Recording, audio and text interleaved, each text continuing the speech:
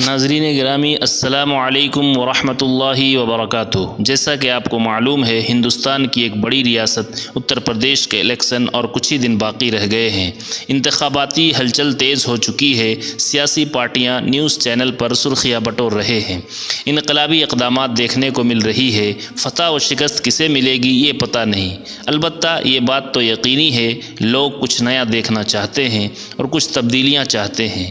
ایک نئی کرن کی امید لگائے بیٹھے ہیں۔ انہیں ایک ایسے قائد کی ضرورت ہے جو ان کے جذبات کا پاس و لحاظ رکھ سکے، ان کے حقوق کو دلوانے، ان کی قومی، ملی، سماجی، رفاہی کاموں کو پورا کرنے اور بے روزگاری کو ختم کرنے کی صلاحیت رکھتا ہو، اور نئی جنریشن کو جاب دلوانے، school, college, university, medical, coaching centre اور سوسائٹی ڈیولپمنٹ کرنے کی قوت رکھتا ہو۔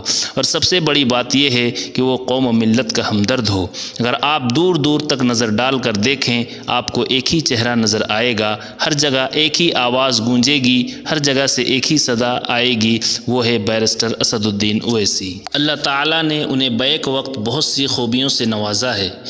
لیڈرشپ کرنے کی جو خوبیاں ان کے اندر ہونی چاہیے وہ بدرجہ اتم ان کے اندر پائی جاتی ہے، جیسے طلاق لسانی، چرب زبانی، معاملہ فہمی، دور اندیشی، حاضر جوابی، بے باک انداز میں اپنے موقف کو رکھنا، مسلمانوں اور مظلوموں کے ہر مسئلے کو لے کر سپریم کورٹ تک پہنچنا، اور ظالموں اور شرپسندوں کی آنکھوں میں آنکھیں ڈال کر بات کرنا۔ اور سب سے بڑی خوبی ان کے اندر یہ ہے کہ وہ آئین اور دستور کے دائرے میں رہتے ہوئے بات کرتے ہیں۔ مسلم دانشور اسد الدین اویسی کو لے کر اکثر یہ کہتے ہوئے نظر آتے ہیں کہ اویسی سے بی جے پی کو فائدہ ہوگا۔ اویسی کو بی جے پی کھلی چھوٹ کیوں دے رکھی ہے؟ لیکن کبھی یہ خیال آیا کہ بی جے پی سے اویسی اور مسلمان دونوں کا فائدہ ہوا ہے؟ بی جے پی ہندوتوا کی سیاست کرتی ہے اور اویسی مسلم قیادت کی سیاست۔ مضبوط اور دمدار لیڈر چاہتی ہے، اور اویسی میں یہ ساری خوبیاں ہیں۔ ان کے مخالفین ٹی وی ڈیبیٹ میں بھی ان کے سامنے نہیں ٹکتے، سنسد میں تقریر دیکھنے والی ہوتی ہے۔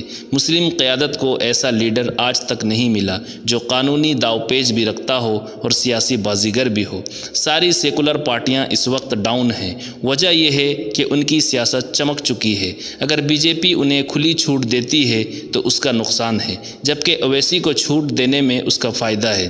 وہ جانتے ہیں کہ اویسی جتنا مضبوط ہوں گے، سیکولر جماعتیں اتنی ہی کمزور ہوں گی، کیونکہ ساری سیکولر پارٹیاں اپنی قوم اور مسلم ووٹ پر ہی سیاست کرتی ہے۔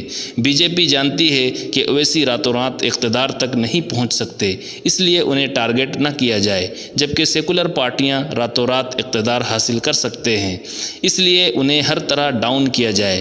ایسے میں اویسی کی سیاست خود بخود آگے بڑھ رہی ہے، کسی کو بڑھانے کی ضرورت نہیں۔